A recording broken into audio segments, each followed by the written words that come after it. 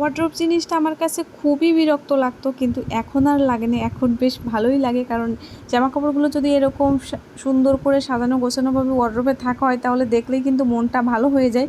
কিন্তু মাস তিনেক আগে আমি নিজেও এই প্রসেসটা জানতাম না। এই যে যে সুন্দর বক্সগুলো দেখতে পাচ্ছেন, যেখানে আমি জামা কাপড়গুলো গুছিয়ে রাখছি, এগুলো আমি নিজেই বানাইছি।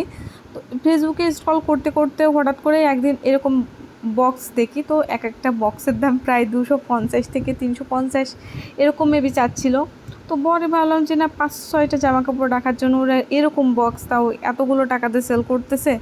তো কী করা যায় ভাবতে ভাবতে বাসায় কিছু কাপড় ছিল, টুকরো টাকরা আর কি, সেই কাপড়গুলো দিয়ে সুন্দর করে বক্সগুলো বানায়ে এখানে আমার 3 পিস প্যান্ট মানে সব কিছু, মানে আমার যাবতীয় যা জিনিসপত্র ছিল সুন্দর করে গুছিয়ে রাখতে পারি।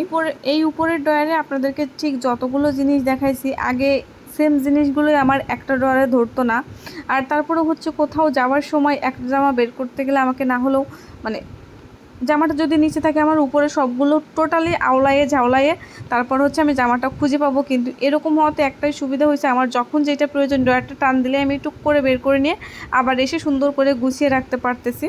তো আপনারাও কিন্তু চাইলে এই ট্রিক্সটা ফলো করতে পারেন, এরকম বক্স করে কাপড়গুলো রাখলে অনেক সুন্দর থাকে। তারপরে এই যে মিঠে জামা কাপড়গুলো তারগুলোও অনেক সুন্দর করে গোছানো। এখন কিন্তু কি বলে ওয়ার্ড্রপটাও টোটালি এলোমেলো করা, কারণ বাবার বাড়ি গেছিলাম, তো সেখান থেকে এসে ভাবলাম যে না, ভিডিওটা করার একটা মাত্রই কারণ, সেটা আমার বাসায় নতুন একটা সদস্য এসেছে। তো আলমারির ভিতরে এই ঘন ঘন আলমারি বলতেছি, তো যে ওয়ার্ড্রোবের ভিতর এই কাপড়গুলো থাকবে না, বিদায় ভাবলাম যে না, যেহেতু ভিডিওটা শেয়ার করতে চাইছিলাম তো সেহেতু শেয়ার করি। আর সবার নিচের ফোল্ডারে মিঠে বাবার জিনিসপত্র থাকে, আর এটা 3 নাম্বার যে ফোল্ডারটা, এই ফোল্ডারে মানে যত সব হাবি জাবি জিনিসপত্র আর কি, কাপড় চোপড় ওইগুলোই আছে।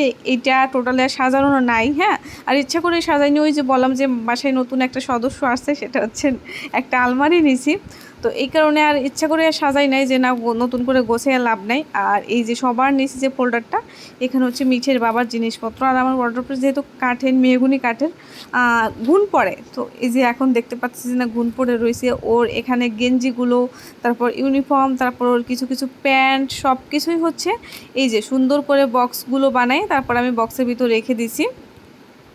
তো এইভাবে রাখলে কিন্তু মিঠের বাবারও অনেক সুবিধা হয়, সে জিনিসপত্র খুব সহজেই কিন্তু বের করতে পারে। আর এই বক্সগুলো বানানোর টিউটোরিয়াল চাইলে কিন্তু অবশ্যই আমাকে বলতে পারেন, আমি চেষ্টা করব সবার সাথে ভিডিওটা শেয়ার করার। তো আজকে ভিডিওটা এই পর্যন্তই ছিল। আর ওয়ার্ড্রোবে কে কীভাবে কাপড় গুছিয়ে রাখেন অবশ্যই কিন্তু কমেন্ট করে জানাবেন।